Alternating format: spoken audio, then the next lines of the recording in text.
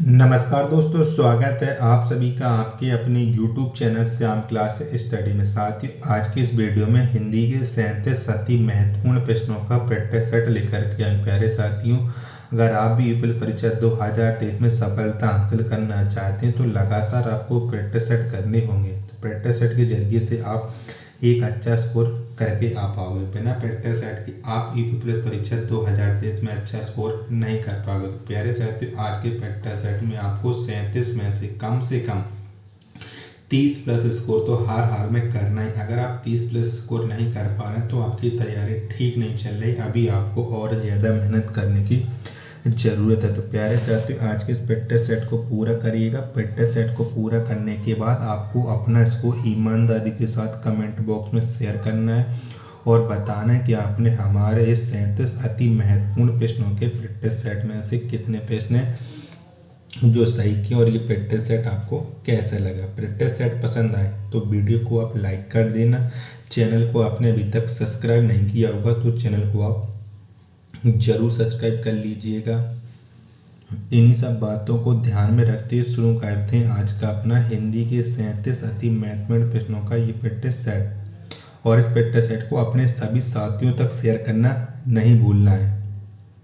तो प्रश्न है आपके सामने 41 की उत्साह किस रस का स्थायी भाव है। तो कौन से रस का स्थायी भाव है? उत्साह। उत्साह है वीर रस का स्थायी भाव। तो 41 का जो राइट आंसर होगा वो हो जाएगा ऑप्शन नंबर डी। प्रश्न 42 है आपके सामने कि नाथ देव कर कबन भरोसा सो शिशु सिंधु करिन मन रोसा कादर मन कहूँ एक अधारा देव देव आलसी पुकारा। उपर्युक्त पंक्ति में किस छंद का प्रयोग हुआ है? तो कौन से छंद का प्रयोग हुआ है? तो मात्रा लगा करके आप पता कर सकते हैं। तो करिएगा और बताइएगा। तो इसमें हुआ है ये चौपाई है। तो 42 का राइट आंसर हो जाएगा ऑप्शन नंबर बी। प्रश्न संख्या 43 है आपके सामने कि लक्ष्मी का पर्यायवाची क्या है। तो कौन सा है लक्ष्मी का पर्यायवाची? बताइएगा इनमें से। तो लक्ष्मी का जो पर्यायवाची है वो है कमला, रमा, सिंधु, सता, यानी ये सभी लक्ष्मी के पर्यायवाची हैं। तो 43 का जो राइट आंसर होगा ऑप्शन नंबर डी। प्रश्न 44 है आपके सामने कि विवाहिका कौन सा पर्यायवाची है। तो इनमें से कौन सा है विवाहिका पर्यायवाची? बताइएगा। तो पर्णा है। कौन सा? पर्णा ये विवाहिका पर्यायवाची है। तो 44 का राइट आंसर हो जाएगा ऑप्शन नंबर ए। प्रश्न 45 है आपके सामने कि त्योहार का तत्सम शब्द क्या है। तो इनमें से कौन सा है त्योहार का तत्सम शब्द? तो तिथिवार। कौन? तिथिवार ये त्योहार का तत्सम शब्द है। तो 45 का जो राइट आंसर होगा वो हो जाएगा ऑप्शन नंबर सी। प्रश्न संख्या 46 है आपके सामने कि पंडित का विलोम शब्द क्या होता है। तो इनमें से कौन सा होता है पंडित का विलोम शब्द? ये आपको बताना है। तो पंडित का विलोम शब्द होता है मूर्ख। क्या होता है? मूर्ख होता है। तो 46 का राइट आंसर हो जाएगा ऑप्शन नंबर डी। प्रश्न संख्या 47 है आपके सामने कि चुलबुलापन में कौन सा प्रत्यय है। तो कौन सा है? तो जो चुलबुला शब्द है इसमें प्रत्यय है पन। कौन सा है? पन है। तो 47 का राइट आंसर हो जाएगा ऑप्शन नंबर बी। प्रश्न संख्या 48 है आपके सामने कि दुशासन की संधि विच्छेद क्या होगी। तो कौन सी हो जाएगी? दुशासन की संधि विच्छेद। तो दुशासन की सही संधि विच्छेद बताइएगा। तो ये हो जाएगी दुहु प्लस शासन। 48 का जो राइट आंसर होगा वो हो जाएगा ऑप्शन नंबर ए। प्रश्न 49 है आपके सामने कि दाल रोटी में कौन सा समास है। तो कौन सा समास है दाल रोटी में? तो दाल रोटी में है द्वंद्व समास। कौन सा है? द्वंद्व समास है। तो 49 का जो राइट आंसर होगा वो हो जाएगा ऑप्शन नंबर ए। प्रश्न 50 है आपके सामने कि मधुशाला के रचयिता कौन है।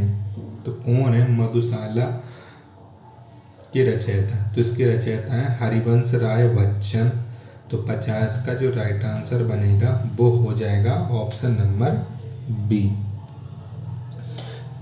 प्रश्न संख्या 51 है आपके सामने कि बीजक के रचयिता कौन है। तो कौन है बीजक के रचयिता। तो बीजक के रचयिता है कबीर। कौन कबीर है। तो 51 का जो राइट आंसर हो जाएगा वो हो जाएगा ऑप्शन नंबर ए। प्रश्न संख्या 52 है आपके सामने कि विनय पत्रिका किसकी कृति है, यानी किसने विनय पत्रिका की रचना की है। तो इसकी जो रचना की है वो की है तुलसीदास ने। किसने। तुलसीदास ने। तो 52 का जो राइट आंसर होगा वो हो जाएगा ऑप्शन नंबर बी। प्रश्न संख्या 53 है आपके सामने कि दोहा में कितने चरण होते हैं। कितने चरण होते हैं दोहा में। तो दोहा में होते हैं 4 चरण। कितने होते हैं 4 चरण। तो 53 का जो राइट आंसर होगा वो हो जाएगा ऑप्शन नंबर बी। प्रश्न संख्या 54 है आपके सामने कि चौपाई के प्रत्येक चरण में कितनी मात्राएं होती हैं। तो कितनी मात्राएं होती हैं। तो आप जानते हैं कि चौपाई में 4 चरण होते हैं और प्रत्येक चरण में 16 मात्राएं होती हैं। तो 54 का जो राइट आंसर होगा वो हो जाएगा ऑप्शन नंबर सी। प्रश्न संख्या 55 है आपके सामने कि ध्रुव स्वामी के रचयिता कौन है। तो कौन है ध्रुव स्वामी पुस्तक के रचयिता। तो इसके जो रचयिता हैं वो है जयशंकर प्रसाद। कौन है जयशंकर प्रसाद है ध्रुव स्वामी के रचयिता। तो 55 का जो राइट आंसर होगा वो हो जाएगा ऑप्शन नंबर ए। प्रश्न संख्या 56 है आपके सामने कि कादम्बरी के लेखक कौन है। तो कौन है कादम्बरी के लेखक। तो इसके वो लेखक हैं वो हैं बाणभट्ट। कौन बाणभट्ट हैं कादम्बरी के लेखक। तो 56 का जो राइट आंसर होगा वो हो जाएगा ऑप्शन नंबर बी। निर्देश दिया गया प्रश्न संख्या 57, 58 के लिए कि निम्नलिखित पंक्तियों में रस की पहचान कीजिए। तो आपको बताना है प्रश्न संख्या 57 और 58 में कौन सा रस है। बौरव सबे रघुवंश कुठार की धार में बारन बाजी सतही बाण की वायु उड़ाए के लांछन लक्ष्य करियो ऐरा समर्थ ही। तो इसमें कौन सा रस है बताइएगा प्रश्न संख्या 57 में। तो इसमें रस है और रौद्र रस। कौन सा है रौद्र रस। तो 57 का जो राइट आंसर होगा वो हो जाएगा ऑप्शन नंबर सी। प्रश्न संख्या 58 है आपके सामने की हे खग मृग हे मधुकर श्रेणी तुम देखी सीता मृग नैनी। तो इसमें कौन सा रस है बताइएगा। तो प्रश्न संख्या जो 58 है इसमें रस है वियोग श्रृंगार रस। कौन सा है वियोग श्रृंगार रस। तो 58 का राइट आंसर हो जाएगा ऑप्शन नंबर डी। एक प्रैक्टिस सेट में मैंने इस प्रश्न का जो रस है वो गलत बता दिया था गलती की वजह से। तो उस प्रैक्टिस सेट में आप सही कर लीजिएगा। उसमें मैंने संयुक्त श्रृंगार बता दिया था तो उसके लिए माफ़ी चाहता हूँ गलत बता दिया था। फिर संख्या 59 है आपके सामने कि ईश्वर का पर्यायवाची निम्न में क्या नहीं है। तो इनमें से ईश्वर का एक पर्यायवाची नहीं है वो आपको बताना है। तो बताइएगा। तो जीवनोदक। कौन जीवनोदक ये ईश्वर का पर्यायवाची नहीं है। तो 59 का राइट आंसर हो जाएगा ऑप्शन नंबर डी। जबकि परमात्मा जगदीश और जीवित ये ईश्वर के पर्यायवाची हैं। प्रश्न संख्या 60 है आपके सामने कि बादल का पर्यायवाची निम्न में क्या नहीं है। तो इनमें से बादल का एक पर्यायवाची नहीं है वो आपको बताना है। बादल का जो पर्यायवाची जलज नहीं है। कौन सा जलज नहीं है। तो 60 का जो राइट आंसर हो जाएगा ऑप्शन नंबर डी।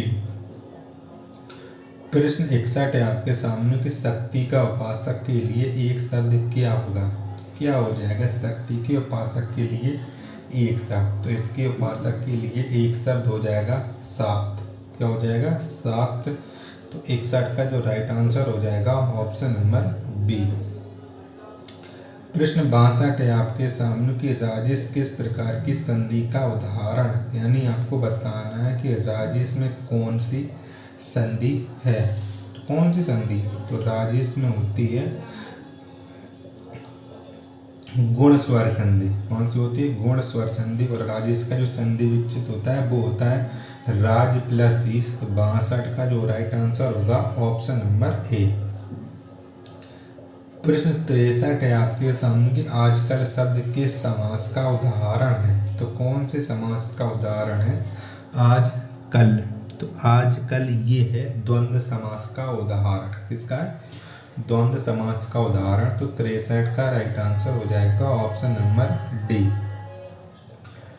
प्रश्न संख्या 64 है आपके सामने कि भूपाल पालव भूपति बन बदनेश नंदन सुजान है, इस पद में किस छंद का प्रयोग हुआ है? तो कौन सा छंद है प्रश्न संख्या 64 में? तो ये है हरिगीत का। क्या है? हरिगीत का है। तो 64 का जो राइट आंसर होगा वो हो जाएगा ऑप्शन नंबर ए। प्रश्न संख्या 65 है आपके सामने कि शांति दूत में कौन सा समास है?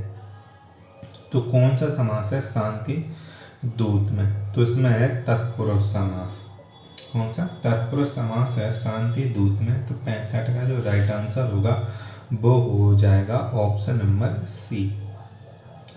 प्रश्न संख्या 66 है आपके सामने कि निम्नलिखित में से कौन योग ऋण शब्द है?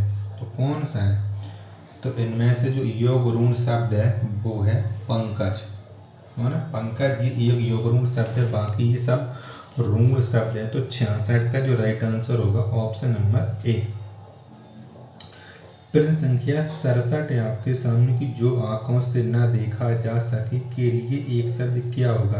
तो क्या हो जाएगा इसके लिए एक शब्द कि जो आंखों से ना देखा जा सके? तो इसके लिए जो एक शब्द होगा वो हो जाएगा अगोचर।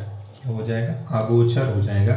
तो 67 का जो राइट आंसर होगा वो हो जाएगा ऑप्शन नंबर बी। प्रश्न 68 है आपके सामने कि ढिंढोरा पीटना मुहावरा किस अर्थ में प्रयुक्त होता है? तो कौन से अर्थ में प्रयुक्त होता है ढिंढोरा पीटना? तो ये अर्थ होता है इसका कि प्रचार करना। तो 68 का जो राइट आंसर होगा ऑप्शन नंबर बी। प्रश्न 69 है आपके सामने कि तूती बोलना का सही अर्थ क्या है? तो क्या है इसका सही अर्थ तूती बोलना? तो इसका जो सही अर्थ होता है वो होता है रौब दिखाना। क्या होता है? और रौब दिखाना। तो 69 का जो राइट आंसर होगा ऑप्शन नंबर ए। प्रश्न संख्या 70 है आपके सामने कि शुद्ध वाक्य का चयन कीजिए। तो इनमें से कौन सा वाक्य शुद्ध है वो आपको बताना है।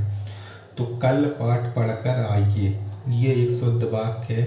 तो 70 का जो राइट आंसर होगा वो हो जाएगा ऑप्शन नंबर सी। प्रश्न 71 है आपके सामने कि निम्नलिखित में से सही वर्तनी वाला शब्द छांटिए। तो इनमें से किसकी वर्तनी सही है वो बताने नहीं। विलक्षण किस तरह से लिखा जाता है? तो विलक्षण ये लिखा जाता है ऑप्शन नंबर ए के अकॉर्डिंग। तो ए इसका राइट आंसर हो जाएगा। निर्देश दिए गया है प्रश्न संख्या 72-74 के निम्नलिखित प्रत्येक वाक्य के नीचे 4 विकल्प दिए गए हैं। इनमें कोई एक विकल्प दिए गए वाक्य का शुद्ध रूप है तो उसका चयन किया। यानी 72, 73, 74 में आपको सही वाक्य बताना है कि कौन सा वाक्य सही है। तो लड़कियों को जाने दो, तो इसका सही रूप क्या हो जाएगा? तो लड़कियां को जाने दो, तो इसका सही रूप हो जाएगा लड़कियों को जाने दो। तो 72 का right answer option number A. प्रश्न 73 है आपके सामने कि आभारी हम सदा रहेंगे। तो इसका शुद्ध रूप क्या हो जाएगा? तो इसका जो शुद्ध रूप होगा वो हो जाएगा हम सदा आभारी रहेंगे। तो 73 का right answer option number A. प्रश्न संख्या 74 है आपके सामने कि नदियों बह रही हैं। तो इसका शुद्ध रूप क्या हो जाएगा? तो नदियों नहीं होता, नदियां बह रही हैं। तो 74 का right answer option number A. प्रश्न संख्या 75 है आपके सामने कि मुख्य रूप से क्रिया के कितने भेद हैं? तो कितने हैं? तो मुख्य रूप से क्रिया के 2 भेद होते हैं। तो 75 का जो राइट आंसर होगा वो हो जाएगा ऑप्शन नंबर बी। तो प्यारे साथियों, आपको भी प्रैक्टिस सेट कैसा लगा? प्रैक्टिस सेट अगर आपको पसंद आया हो तो वीडियो को आप लाइक कर देना, चैनल को आपने अभी तक सब्सक्राइब नहीं किया होगा तो चैनल को आप जरूर सब्सक्राइब कर लीजिएगा। मिलते हैं अपने नेक्स्ट वीडियो में, तब तक के लिए धन्यवाद। जय हिंद प्यारे साथी।